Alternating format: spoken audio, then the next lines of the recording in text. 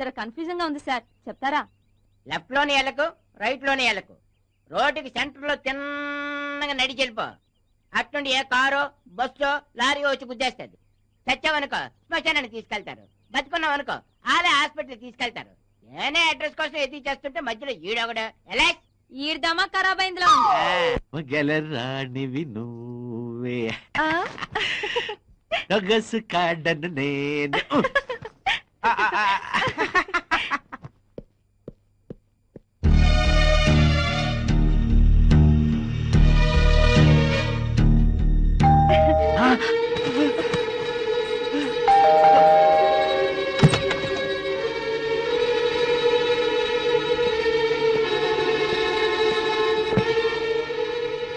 ఏం చేస్తున్నావు? పడుకున్నాను.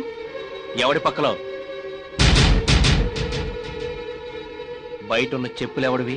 అవి ఇందాక మీకోసం అంజయ్ గారు వచ్చారు. మీరు క్యాంప్ కి వెళ్లారని చెప్తే వెళ్ళిపోతూ చెప్పులు వేసుకోవడం మర్చిపోయినట్టున్నారు. ఎంత అందంగా అబద్ధం ఆడుతున్నావే. అందుకే అన్నారు రంకునేర్చిన మా బొంకుని అరవదని. మర్యాదగా గాడిద కొడుకుని బయటికి రమ్మను. సారీ రఘు, చేయకూడదు, తప్పు చేశాను, నన్ను క్షమించు ప్లీజ్. ఇంకెప్పుడు ఇంటి దరిదాపులకు కూడా రాను రఘు, ప్లీజ్ రఘు. కబుర్లు చెప్పకరా. ఇప్పుడు నిన్ను చంపకుండా వదిలేస్తే అందరూ నన్ను చేతగాని వెదలా జమ్మ కడతారా?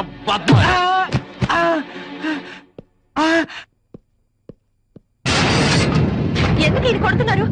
వీడు ఫ్రెండ్ భార్య అని కూడా చూడకుండా నీకేవో మాయ మాటలు చెప్పి నేను లోపరుచుకుంటాడా? నాకెవరు మాయ మాటలు చెప్పలేదు, బలవంతం చేయలేదు. నీలాంటి చేతగాని వాడిని చేసుకున్నందుకు నేను ఇలా అడ్డదారులు తొక్కాల్సి వచ్చింది. అమ్మ పెట్టదు, అడుక్కు తిననివ్వదని. ఏం కూసేవే బరి తెగించిందానా? సరిత, సరిత, నా కళ్ళ ముందే నా సరితను కొడతావురా నిన్ను?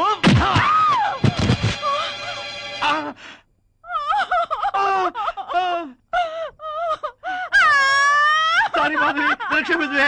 కల్లో ఏదో ఊహించుకుని తన్నేశానే. కాదు, మీ వాళ్ళని ఏదో అన్నానని మనసులో పెట్టుకునే తన్నా. లేదే, నేను అపార్థం చేసుకుంటున్నావు. మా వాళ్ళని తిట్టిన విషయం అప్పుడే మర్చిపోయారు మాధవి. నేను క్యాంప్కి వెళ్ళినప్పుడు నాకేమైనా ఫోన్స్ వచ్చాయా? ఫోన్లు అయితే రాలేదు గాని నిన్న మీకోసం మీ ఫ్రెండ్ చందు గారు వచ్చారు. క్యాంప్కి వెళ్లారని చెప్తే కాసేపు కూర్చొని వెళ్ళిపోయారు. నిజం చెప్పు, వాడు కాసేపు కూర్చొని వెళ్ళిపోయాడా? అవును. నో, వాడు అలా వెళ్ళిపోయే రకం కాదు. నిజం చెప్పు, వాడు కాసేపు ఇక్కడ కూర్చొని వెళ్ళిపోయాడా లేక ఇంకేమన్నా అడ్వాన్స్ అయ్యాడా? తాగొచ్చావా? పొద్దున్నే తిక్కతిక్కగా వాగుతున్నావు. ఆ చందుగాడి క్యారెక్టర్ గురించి నాకు బాగా తెలుసు. వాడు ఏ ఆడదాన్ని వదిలిపెట్టే రకం కాదు. అయితే ఇప్పుడేమంటావు? వాడు ఒట్టి రోగ్. ఫ్రెండ్ పెళ్ళామని కూడా చూడు, ఎలా లొంగ తీసుకుందామని చూస్తాడు.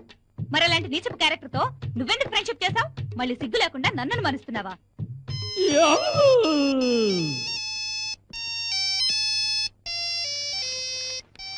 చందుగాడి తల్లే. అరే చందు, చివరికి నా పెళ్ళాన్ని కూడా వదిలిపెట్టావురా. నీతో ఫ్రెండ్షిప్ చేయటం నా కర్మరా, నా కర్మ. ఒరే రఘు, ఆగు. నువ్వు నాకు 10,000 ఇచ్చావు, తీసుకో. దేనికి? నీకు గుర్తుండదులే, కింద సంవత్సరం ఇచ్చావు, ఉంచు. నీకు 10,000 ఇచ్చిన విషయం నాకు అసలు గుర్తే లేదురా. నీకు నీ చనిపోయిన భార్య తప్ప ఏమి గుర్తుండదు, తీసుకో. సరే థ్యాంక్స్ రా. ఇదేదో నిన్న ఇచ్చుంటే ఈ పాటికి మా ఊళ్ళో ఉండేవాడు కదరా. ఆ ఐడియా నాకు తట్టలేదే. ఏదో ప్లాన్ వేసి ఉంటాడు. ఈ కొట్టి నీకు రాసేద్దామని ప్లాన్ వేస్తున్నాను. యాదవా. ఆ సరిత, సీనిగడి గారిని ఫోన్ చేస్తే నేను ఎల్లుండి వస్తానని చెప్పు. సరే. బాయ్.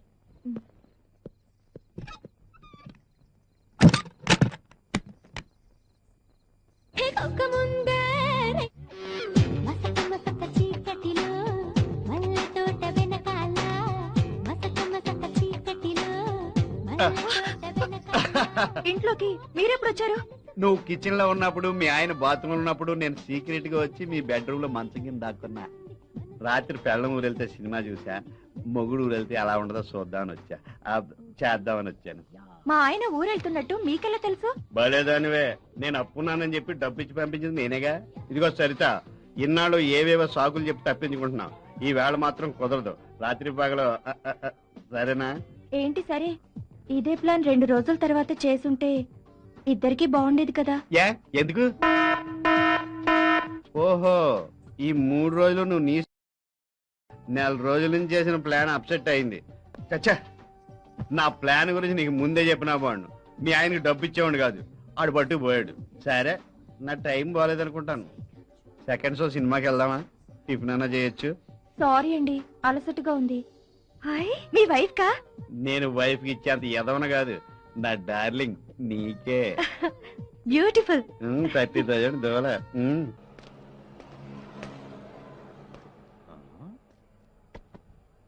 చూడు బాబు, నిన్ను చాలా రోజుల నుంచి ఈ కాలనీలో చూస్తున్నాను. ఎవరు కావాలి? ఈ అడ్రస్ అడిగితే ఎవరు తెలియదు అంటున్నారండి. ఆహా. కనీసం మీరైనా చూసి చెప్పండి. చెప్తా. పూతరేకుల Paparayudu, flat number 80, door number 17420, SR colony, Saibaba గుడి పక్కన. సాయిబాబా గుడి పక్కనైతే ఫ్లాట్ నంబర్ 80 రాదే.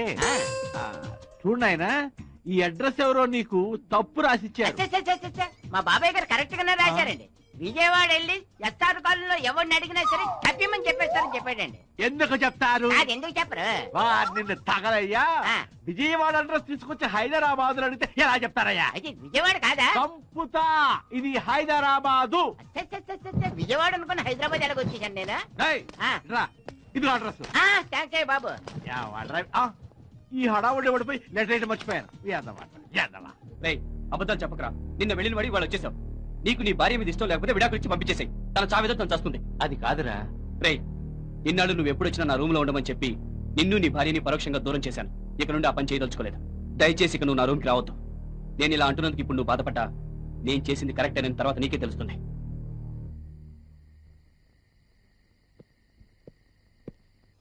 అన్ని సరిగ్గా ఉన్నాయి లేవయా? ఇదిగో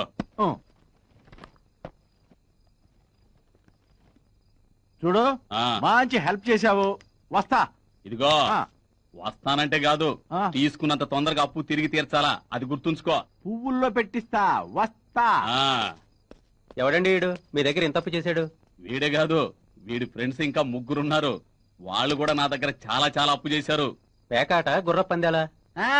అదేం కాదు, సరితని ఓ అమ్మడి కోసం ఒక్కోడు నా దగ్గర లక్షలు అప్పులు చేశారయ్యా. ఏదో రోజున దాని మొగుడికి వాళ్ళ సంగతి తెలిసిద్ది, దాన్ని ఇంట్లోంచి బయటికి గెంటేస్తాడు. ఆ తర్వాత ఈ అడ్డగాడిదల చేత ఆస్తులన్నీ అమ్మిచ్చి నా బాకీ ముక్కు పిండి వడ్డీతో సహా వసూలు చేస్తా. చూస్తుండో.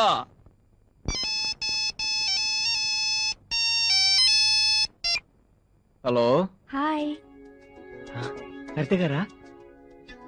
అవునండి, నిద్రపోతున్నారా? అబ్బే లేదండి, ఏదో ఆలోచిస్తున్నాను. ఏమైనా పనుందా అండి? అబ్బే అలాంటిదేం లేదండి. ఇంట్లో ఒక్కదాన్నే ఉన్నాను, బోర్ కొడుతోంది. నీతో మాట్లాడాలని ఫోన్ చేశాను. పక్కన మీ ఆవిడేమైనా ఉందా? ఉంటే ఉందిలే, పర్లేదు చెప్పండి. మీ ఆవిడ వింటుందేమో, కాస్త పక్కకెళ్ళి మాట్లాడండి. డోంట్ వరీ, నిద్రలో ఇది కుంభకర్ణుడి చెల్లెల్లే. పడుకుంటే తెల్లారే వరకు పందిలా నిద్రపోతుంది. అవును సత్య గారు, ఇంకా రఘు రాలేదా? లేదండి, రేపు వస్తున్నానని ఇందాకే ఫోన్ చేశారు. సరిత గారు, మిమ్మల్ని ఒకటి అడగొచ్చా?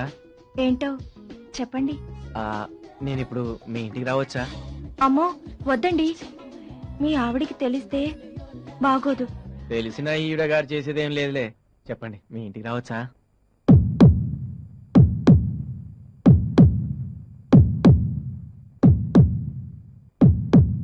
మీ ఇష్టం.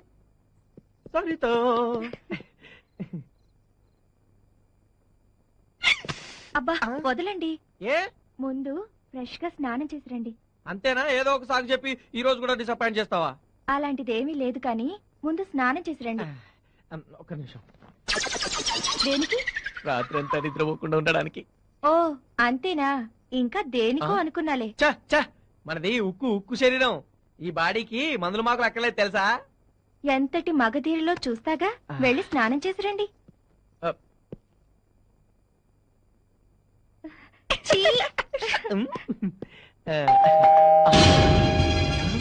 మా ఆయనేమో చూస్తాను, వెళ్ళి స్టోర్ రూమ్ లో దాక్కోండి. ఆయన ఇక్కడ గురువే.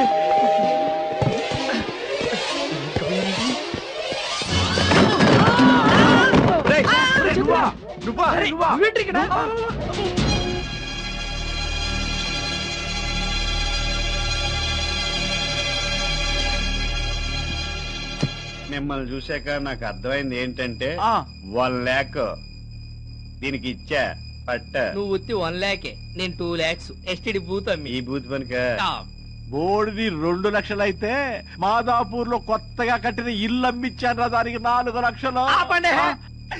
నేను నిన్నే 5 లక్షలు 10 రూపాయలు వడ్డీకి తెచ్చిచ్చాను రా. అమ్మని అంటే మన నలుగురిని వెర్రి దద్దమ్మలు చేసిందనమాట. ఈయన అంతు చూడాలి. బండారం బయట పెట్టి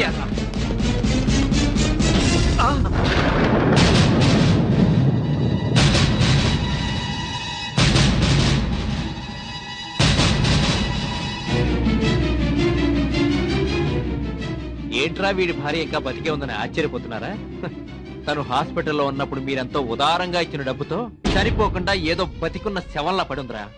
మీకు బుద్ధి చెప్పాలనే ఉద్దేశంతో బతికున్న నా భార్యను చనిపోయినట్టు అబద్ధం చెప్పి మీతో పాటు ఈ కాలనీ వాళ్ళందరినీ కూడా నమ్మించానురా. ఇన్నాళ్ళు మీరు అనుకున్నట్టు సరిత నా భార్య కాదు, డబ్బు కోసం ఒళ్ళమ్ముకునే ఆడది. పచ్చిగా చెప్పాలంటే ఒక వేశ్య. She's a prostitute. టైం ఎంత అయిందండి? 10:30. మీరు ఎక్కడికి వెళ్ళాలి? హైదరాబాద్. హైదరాబాద్ బస్సు రావడానికి ఇంకా గంట పడుతుంది. రండి, అలా పార్కులో కూర్చుందాం. అక్కర్లేదు, నువ్వు వెళ్ళు. 500 ఇవ్వండి చాలు. రండి. సారీ, నాకు పెళ్ళైంది. పోనీ 300 ఇవ్వండి. నేను అలాంటి వాడిని కాదు, వెళ్ళు. మీకు తోచింది ఇద్దరు గాని రండి. ఏయ్, చెప్పేది నీకు కదా, పిచ్చి పిచ్చుకుందా? వెళ్ళు.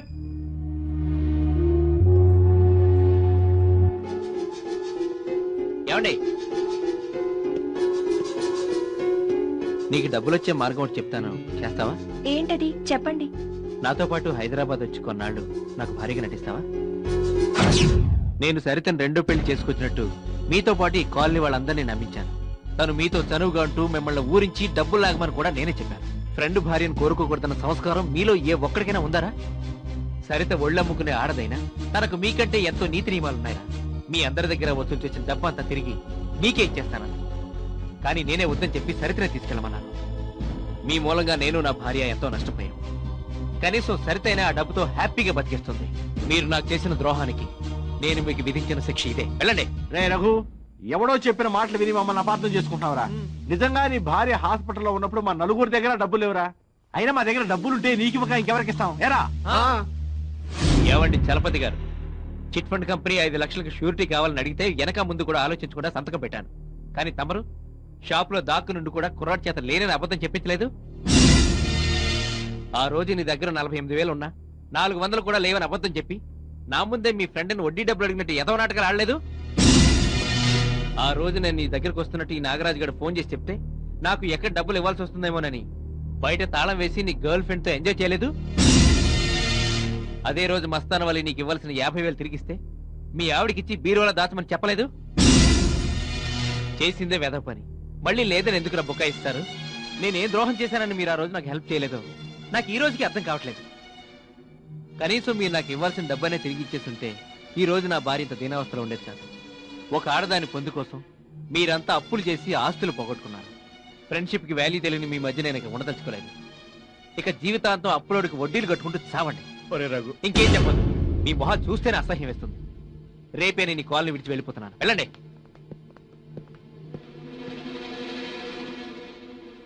ఈ రహస్యం ఇక్కడే సమాధి అయిపోవాలి. Prestige issue.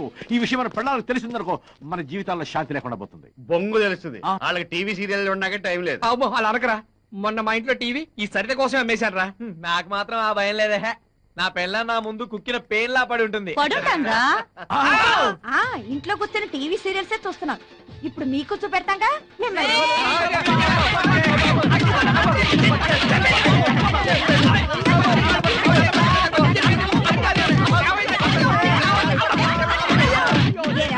పెళ్ళే ఇన్నేళ్ళైనా 2 రూపాయలు పెట్టి మళ్ళీ పూలు కొని పెట్టావరా? దానికి డైమండ్ రింగ్ కొని పెట్టావా?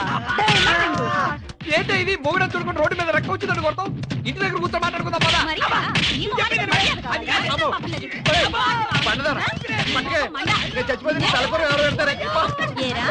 నేను కుక్కిన పెళ్ళా? ఇప్పుడు నేనే నీ దగ్గర కుక్కలా పడి ఉంటాను అన్నారు.